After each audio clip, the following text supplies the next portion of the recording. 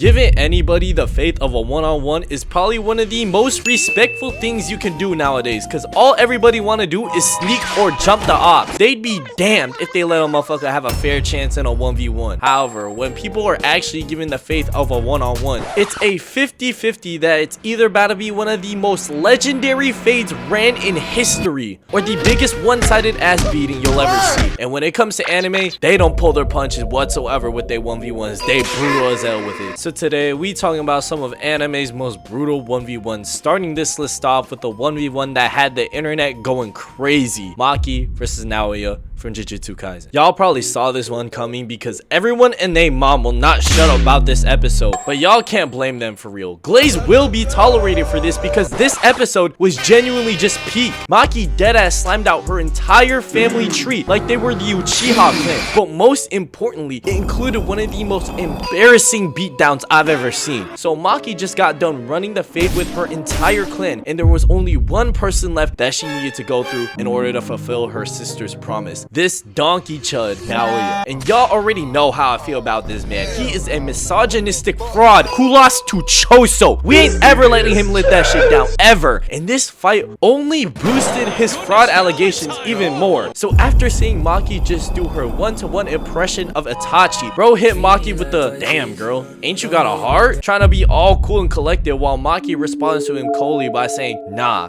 she took it with her." And at this point, I'm like, hey bruh, you might as well just let her slip it in, because twin, you are cooked no matter what you do. And as this whole fight starts to unfold, it starts with a flashback of Naoya as a kid seeing this man Toji Aura farmer walking around looking like he genuinely wanted to keep himself safe, only for it to cut back and these two are going blow for blow with these punches, deadass practicing the law of equivalent exchange using these hands. Look at this shit. And while this whole thing is going on, Naoya in his head is like, bitch, you not Toji, pipe down with that. Mind you, the person saying this is the same guy that got his shit ran by Choso. He don't got the right to think or even say this bullshit, because this man is genuinely a fake demon. Like bro, he might be moving fast and clean as hell, but if you just take a second to really look at how he's comboing her, these punches he was throwing was genuinely doing negative damage. She was just standing there taking this shit without any problem. He over here throwing hands that are softer than Charmin clean toilet paper, bro. I'm weak. I literally just got done recording this entire video. I go onto Twitter, and this is deadass the first clip I saw.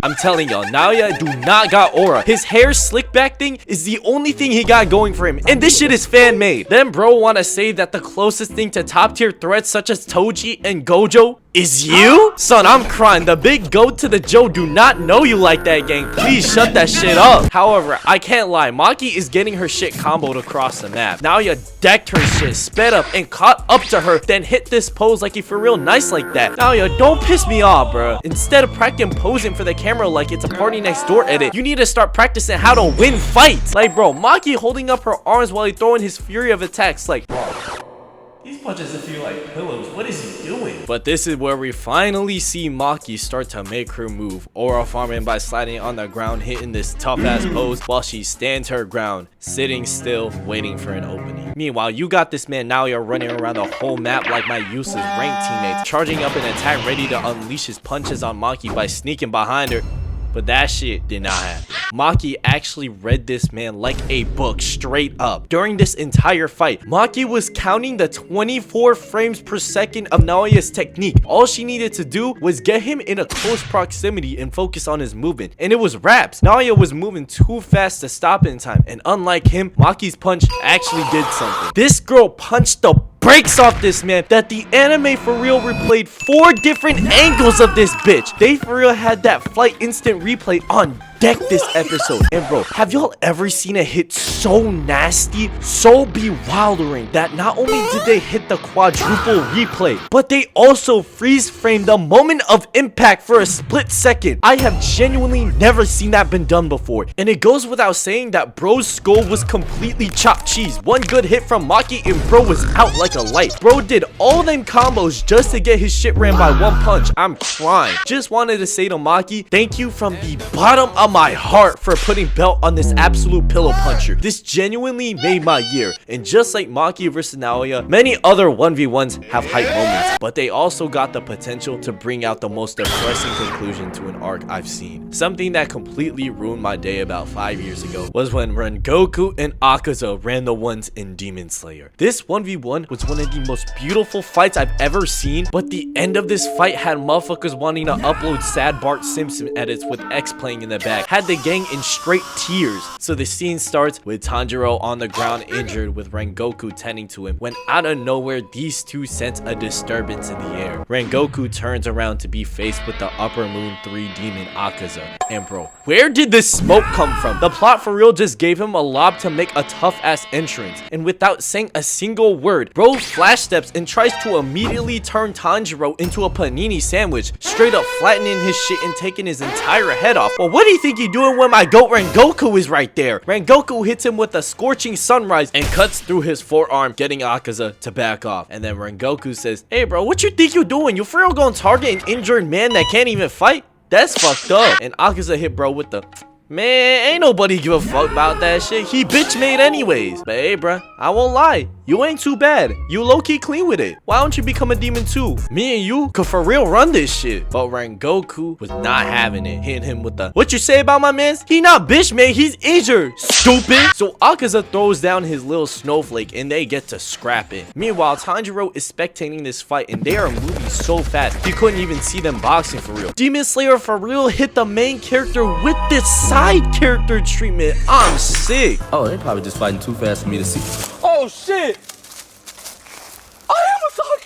Like, Tanjiro might be the MC of Demon Slayer, but in this arc, Rengoku was the MC. So Akaza rushes him, and peep this shit, hits Rengoku with a double kick, but Rengoku catches that shit and slices his forearm down. So Akaza backs up and starts firing blasts of air at Rengoku, but he flash steps towards him, and they start going band for band in this shit. And at this point, Inosuke also pulls up, and Tanjiro genuinely starts thinking about jumping Akaza, but Rengoku tells him to stay out of it and respect the faith of a one-on-one, because he knew Tanjiro and Inosuke were not ready for this smoke yet. So he proceeds to launch Akaza into the forest, and when he finds him, he slices off another arm, but gets boomed by Akaza's kick, sending him across the field and out the forest. By this point, Rengoku is starting to show some signs of fatigue and is trying his best to hold on. He does this jumping attack, which Akaza weaves and flash steps toward him, knocking him back, and they proceed to go block for block, hit for hit, with Akaza getting Rengoku with this gut check and grazing Rengoku's forehead. Unfortunately,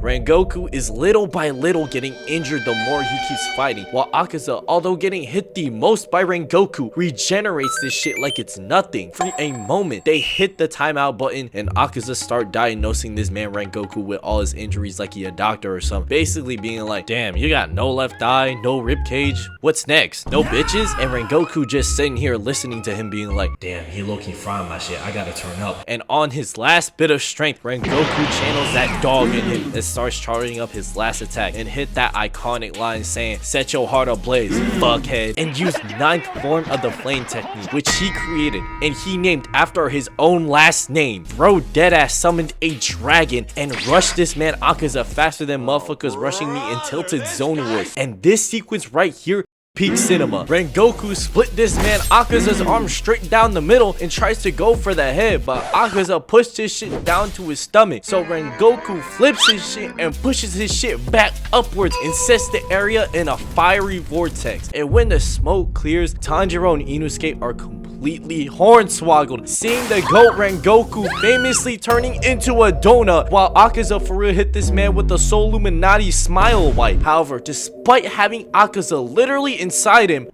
this man Rengoku tightened his core and used the opportunity in order to try to cut his head off. And when Akaza tried punching Rengoku off him, Rengoku caught that shit and said, nah, twin, you not going anywhere. I hate you. Let's die." And after seeing this, Tanjiro and Inosuke finally tried jumping in and try to help him out, but this pussy boy Akaza said, "Yo, I gotta go, the sun's almost up." So Akaza ripped his own arm off that was stuck in Rengoku's body and ran towards the forest, but not without Tanjiro becoming a sniper and literally shooting this man Akaza with a sword. And just like that, the fight was over. Rengoku's death, y'all, was actually so sad. Bro carried the entire movie just to get slimed out at the end just cuz. This caused Tanjiro to have one of the most emotional speeches in the entire show, calling Akaza a fraud, saying he was a stat padding, foul baiting merchant getting bailed out by the refs, while Rengoku was the actual MVP who basically saved everyone on that damn train, thus concluding the arc with this beautiful shot of Rengoku saying his final words. Also, I can probably speak for everybody when I say that right now everybody fought with Akaza, especially after the Infinity Castle movie, but during the Mugen Train arc, I wanted to slime this man out so bad y'all don't understand. Turning one of the most wholesome mentors into a donut got me listening to Jocelyn Flores. But you know what else isn't wholesome? Fully grown adults beating literal children, because what the hell, he was Gon versus Hanzo in Hunter x Hunter. This genuinely had to be one of the most one-sided, disrespectful 1v1s I've seen, and it happened to a literal 12-year-old. Bro, the way some of these adult anime characters don't be giving a fuck about drop kicking some motherfuckers fresh out of 7th grade is genuinely concerning. Hey.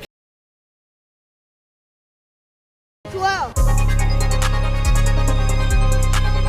During the last round of the Hunter exam, this 1v1 was the final test for them to pass. Just win one fight and you get your Hunter's license. And Gon got paired up with Saitama if he was a shinobi. And bro, the entire Hunter exam, Gon was surviving off his quickness and good survival skills. But when it came to the hands, that shit was non-existent. And I'm gonna be straight up with y'all. This fight basically lasted 3 seconds, because as soon as it started, Gon tried running past him to maintain distance, since he don't got hands to save his life. However, Hanzo for real hit this man with the FNAF jump scare and said, "Hey twin, this gonna hurt me way more than it hurt you," and backhanded the shit out of Gon, straight up snatched his soul. Had my boy seeing stars from the very first hit that landed on him. But the rules of this 1v1 were that somebody either had to be completely out of commission to fight or the other person surrendered, and you couldn't kill anybody. And this man Hanzo wanted to get this match over with already. He knew he won and said, "Hey bruh, just say you forfeit, don't make this shit harder than it need to be." But if y'all know anything about Gon, there is low-key something wrong with this kid psychologically. Even though he got hit by some that pretty much had his brain discombobulated, Gon refused to give up on the fight, and as soon as he rejected him, Gon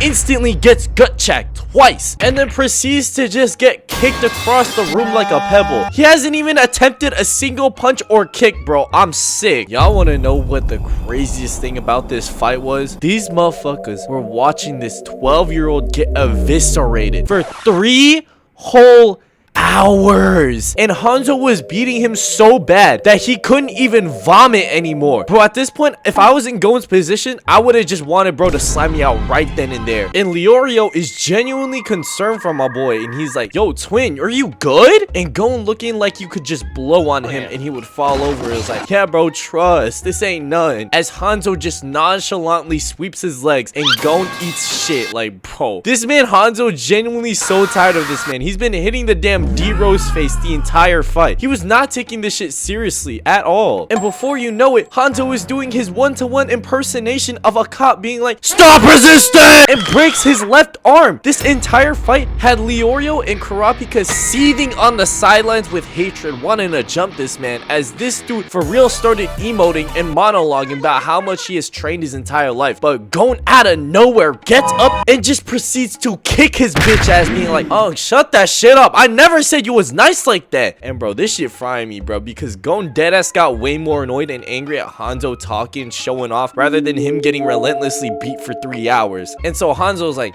"I bet then, let me just cut you limb from limb." But Gon hits him with the nerd emoji, being like, "Actually, you would just end up killing me, so technically you would be disqualified and you wouldn't get your Hunter's license." And after going 3 hours of pointlessly beating up a 12-year-old, Hanzo's like, "Yeah, no, I'm not dealing with all that. Please just get me out." So Gon ended up winning this fight somehow. Gotta be one of the goofiest 1v1s I done ever seen. Anyways, in conclusion, anime 1v1s got that shit, and I'll catch y'all on the next one.